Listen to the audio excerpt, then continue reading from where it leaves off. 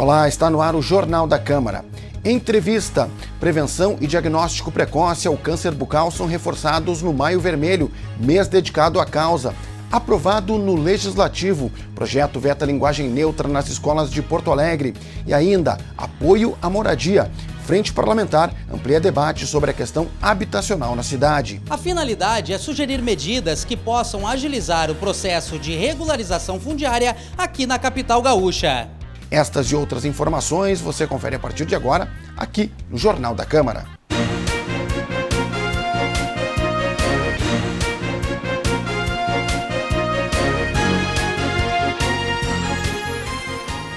Nós abrimos o Jornal da Câmara de hoje para falar sobre o Maio Vermelho, o mês de prevenção ao câncer de boca. E para isso, recebemos aqui no estúdio a cirurgiã dentista Juliana Romanini, do Centro de Especialidades Odontológicas Santa Marta, que é vinculado à Secretaria Municipal de Saúde. Doutora Juliana, seja muito bem-vinda aqui ao Jornal da Câmara. Obrigado pela presença. Obrigada pela oportunidade. Tá certo. Falar um pouquinho, a senhora também é estomatologista, né? Para quem não está familiarizado com esse termo, né? Explicar um pouquinho também para o nosso telespectador. Sim. A estomatologia é a especialidade que trata, né? Que cuida das lesões de boca, que vão desde aftas, herpes, que são as mais conhecidas pela população, né? Até o diagnóstico do câncer bucal, que é o nosso motivo de estar aqui. Então é uma especialidade um pouquinho diferente, ela trata de lesões que não estão vinculadas diretamente à cárie, à gengivite, que são as doenças mais conhecidas pela população, né? Perfeito. Juliana, e por que a importância, né, gostaria que a senhora destacasse, né, de um mês dedicado a este tema, né, tendo em vista, para a gente trazer alguns dados aqui que também são trabalhados pela Prefeitura, mais ou menos em torno de 100 novos casos são diagnosticados aqui em Porto Alegre. E uma curiosidade, né, no Brasil, este tipo de câncer, câncer de boca, é o quinto mais frequente nos homens, né? Então já praticamente respondendo nessa pergunta, né? Mas gostaria que a senhora enfatizasse. Então justamente o destaque que a gente dá para um mês dedicado a essa doença, como outros meses também são dedicados a outras doenças, é a importância que a gente vê no diagnóstico precoce, na prevenção também, né, quando a gente visa os fatores de risco, mas no diagnóstico precoce de uma lesão que ela começa silenciosa, né, as pessoas muitas vezes não percebem, ela é muito frequente, como tu mesmo disseste, é o quinto tumor mais frequente dos homens, né, e a gente tem uma situação muito importante que é a sequela dessa doença. Eu sempre faço uma comparação com o tamanho de moeda, né? Uma lesão na boca do tamanho de uma moeda de R$1, que é em torno de 3 centímetros, já é uma lesão extremamente avançada e vai determinar uma sequela, uma complicação do tratamento para esse paciente, que muitas vezes determina o afastamento dessa pessoa do seu convívio de trabalho, do seu convívio social, e é uma doença que acomete adultos na faixa dos 40, 50 anos principalmente, que ainda é uma fase ativa, né, economicamente falando e em relação da sociedade, e a gente tem muitos problemas em relação ao afastamento dessa pessoa do seu convívio de trabalho e familiar. Então é muito importante esse destaque da doença em função dessa relação de sequelas que causa. E quais seriam os principais sinais de alerta, né? A senhora falou que é uma doença silenciosa, né? Isso. E o que as pessoas precisam ficar atentas, assim? Então, o que a gente orienta sempre, né, é que a pessoa tem que ter um autocuidado com a sua saúde como um todo, né? E no momento que a gente vai fazer uma higiene bucal na nossa rotina, que a gente sempre preste atenção no que tem de estranho na nossa boca. E cada um de nós conhece melhor do que ninguém a sua situação de saúde, né? E sempre que houver qualquer dúvida, procure o profissional para o diagnóstico do câncer. A gente não quer que o paciente faça o diagnóstico de câncer, mas manchas, feridas que não cicatrizam em 2 semanas, caroços, alteração de voz, né? Alguma coisa que esteja fora daquele padrão que a gente está acostumado e que não está desaparecendo ou se resolvendo em torno de 2 semanas, deve ser avaliado pelo profissional justamente porque ele é qualificado, né, para identificar essas lesões iniciais do tumor. E a gente chama mais atenção ainda quando a pessoa se expõe aos fatores de risco, né, que a gente tem presente, que é principalmente o tabaco, associado ao uso de álcool frequente, né? Então o álcool associado ao cigarro potencializa enormemente o desenvolvimento dessas lesões, porque altera a mucosa que reveste a cavidade bucal. E a gente tem em relação ao lábio inferior, né, a questão da exposição solar. Então nós temos trabalhadores, né? A gente muitas vezes dizia, são pessoas que se expõem ao sol, não é o sol da praia, é o sol do dia a dia, né? Então trabalhadores da construção civil, trabalhadores que circulam nas ruas diariamente, né? Para que sempre prestem atenção, esses são os 3 principais fatores. A gente ainda tem o vírus do HPV associado a lesões mais posteriores da cavidade bucal, né? E eventualmente ainda alguns outros fatores presentes, mas esses são os principais. E são todos fatores que a gente consegue prevenir, né? Perfeito. Evitar. Então, justamente o mês de maio, ele começou em função do dia 31 de maio ser o Dia Mundial Sem Tabaco, que é a principal causa associada, né? Então, a gente tem um trabalho todo da prevenção, começando lá na escola ainda, acho que isso é muito importante, né? A gente tem muitas vezes um tabu de conversar sobre alguns assuntos, né? Mas a educação para evitar a doença começa na escola, desde criança, evitando os fatores, a iniciação desses fatores de risco, orientando, né? E também a questão do diagnóstico precoce, quando a gente orienta que as pessoas busquem sempre o profissional para fazer uma avaliação adequada da sua cavidade bucal. Isso que eu queria questionar para a senhora, a importância desse diagnóstico precoce, né, do ponto de vista de possibilidade de cura dessa doença. Né? Exatamente. Quais as chances, né? Então, quando a gente tem lesões pequenas, né, menores de 1 centímetro, a gente tem uma chance de cura em torno de 95% dos casos. Já as lesões maiores, elas vão demandar um tratamento um pouquinho mais avançado, muitas vezes associando cirurgia, radioterapia, quimioterapia, né, e com isso acabam determinando sequelas maiores e muitas vezes a mortalidade dessa doença, quando diagnosticada nesses casos mais avançados, ela é muito elevada.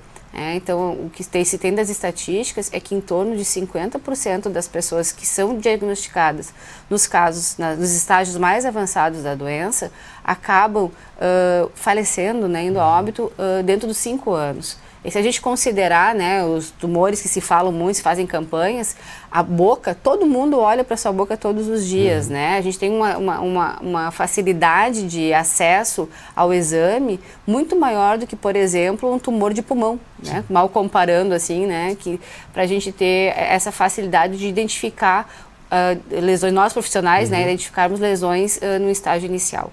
Então, a gente tem uma grande chance de cura quando tratado de uma forma séria essa situação. Quanto antes, mais cedo, melhor.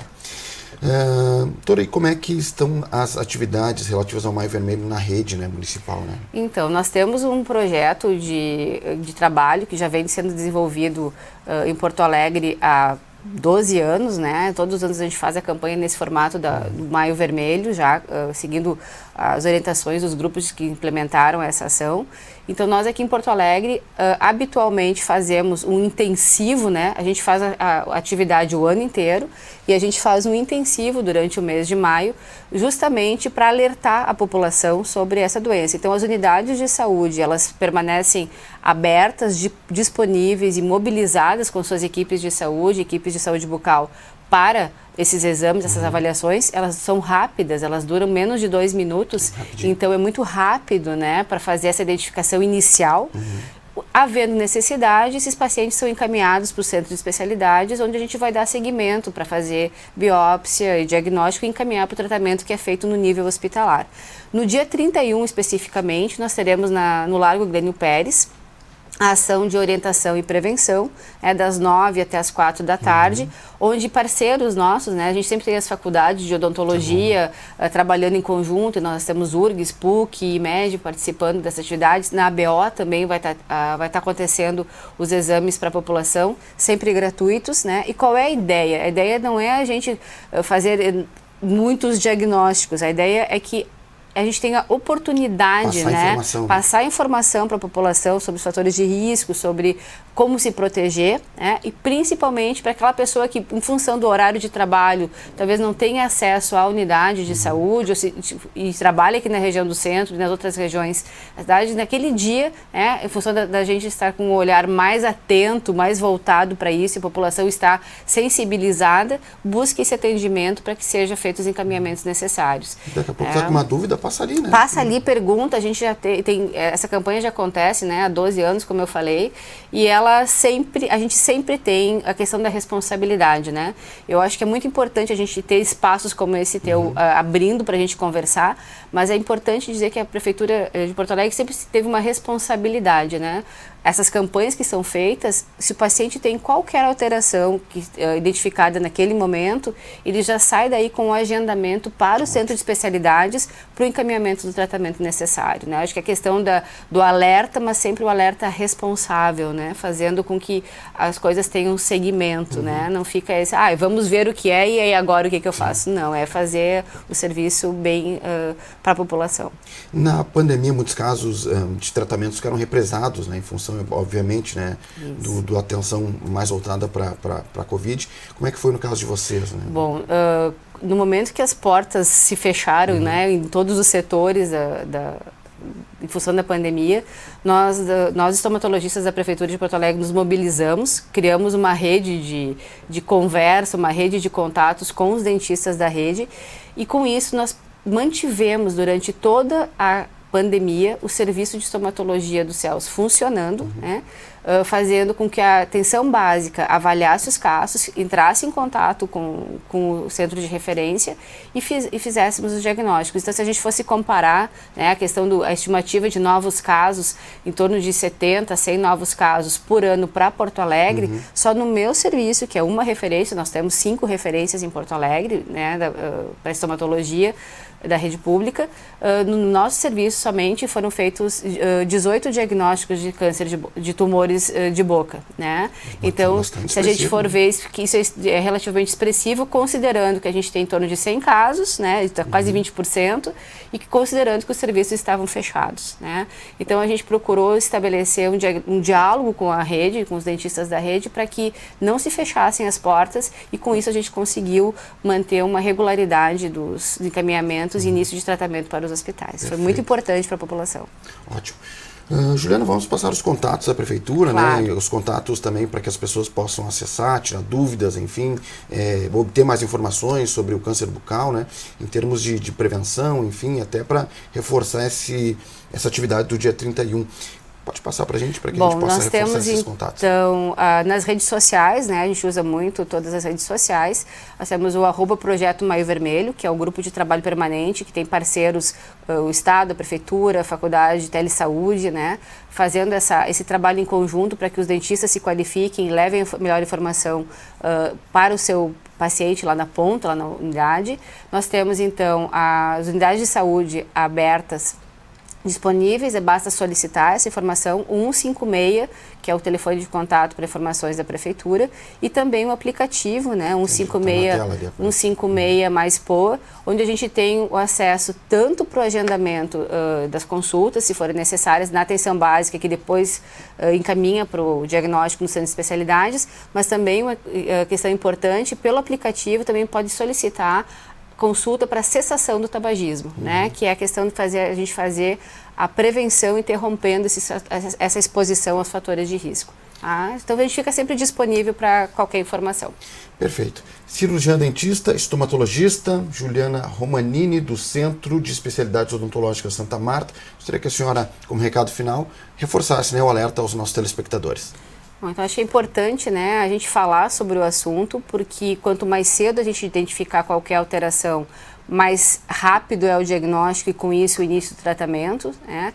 É importante a população conhecer os fatores de risco e, de preferência, né, evitar a exposição ao cigarro, ao álcool, ao sol, né, ou se expor de forma protegida. E a gente tem aqui no Rio Grande do Sul uma situação muito peculiar, né, que a dúvida acontece sempre, é o chimarrão, né? Eu acho que é uma pergunta que acaba sempre acontecendo. O chimarrão, ele está mais relacionado pelos estudos, pelas evidências de estudos que aparecem, com tumores da região do esôfago, né? Para câncer de boca a gente não tem uma evidência, mas assim, sempre relacionado à temperatura da água. Então não custa, né, a gente se proteger, não só para o câncer de boca, mas para as outras doenças também que existem, respeitando, né, os limites de cuidar da temperatura da água, usar filtro solar, chapéu, não fumar, fazer sexo protegido, né, para evitar o desenvolvimento, a exposição a esses fatores de risco. Juliana, muito obrigado pelas informações, bom trabalho para a senhora. Obrigada. Tá certo, vamos com informações aqui, porque a Câmara aprovou nesta semana projeto do Legislativo que veta o uso da linguagem neutra no município. Pela proposta, as escolas e o Executivo não poderão substituir os artigos femininos e masculinos pelas letras X, E ou o símbolo do arroba. Essa forma de linguagem tem sido utilizada para se referir a qualquer pessoa, sem identificação do gênero. A matéria gerou debate e polêmica no plenário Otávio Rocha. A proposta começou a ser analisada na sessão de segunda-feira. A discussão foi retomada nesta quarta, quando o texto foi apreciado pelos parlamentares. Aprovado por 20 votos favoráveis e 11 contrários, o projeto rendeu debate acalorado no plenário, com alternância de vereadores na tribuna. Porque ele quer dizer como, na escola, na área pública e na área privada, as professoras, os professores poderiam se manifestar, poderiam usar palavras, umas sim, outras não. Isso não é competência da Câmara Municipal. Ele é inconstitucional, não tem o menor sentido. Já para um dos autores do projeto, a linguagem neutra deve ser estudada na pós-graduação e não no ensino fundamental. Então as nossas crianças têm que aprender português, matemática, geografia, história, ou seja, aprender o básico. Nós não podemos confundir a cabeça das nossas crianças. De acordo com a proposta, a intenção é garantir que os estudantes do município aprendam a língua portuguesa padrão e não a chamada linguagem neutra, quando os artigos femininos e masculinos são substituídos por X, E ou arroba. Essa forma de linguagem tem sido utilizada para se referir a qualquer pessoa sem a identificação do gênero. A proposta ainda estabelece que toda a comunicação da Prefeitura também possa utilizar o português padrão. O projeto também estabelece que os servidores públicos que descumprirem a medida sofrerão sanções. Conforme outra autora do projeto, caberá à Secretaria Municipal de Educação definir como será a sanção caso haja o uso da linguagem neutra. Para a vereadora comandante Nádia, a iniciativa também impede que este tipo de comunicação seja utilizada em provas e documentos oficiais. Ninguém está dizendo aqui que essa forma de falar, o todes, o amigues, não pode ser utilizada em grupos de amigos.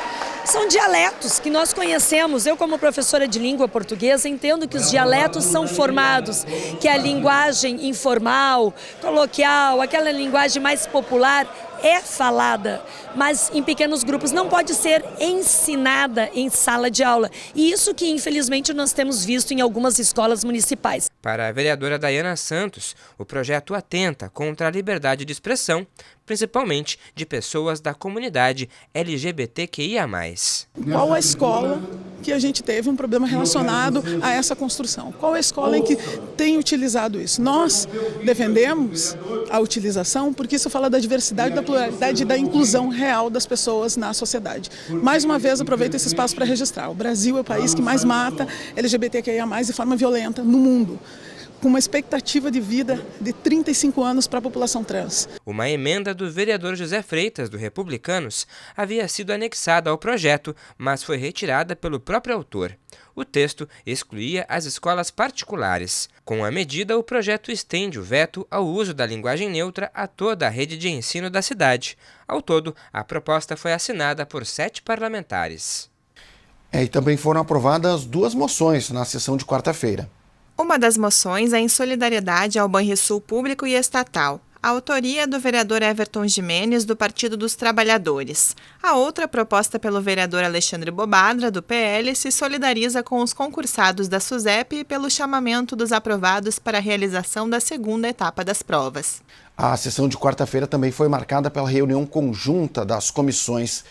15 pareceres de projetos foram apreciados pelos parlamentares.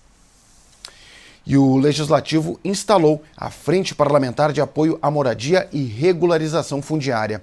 O repórter Matheus Valêncio tem mais informações. Olá, Matheus. Olá, Clayton, e a todos que acompanham a nossa programação.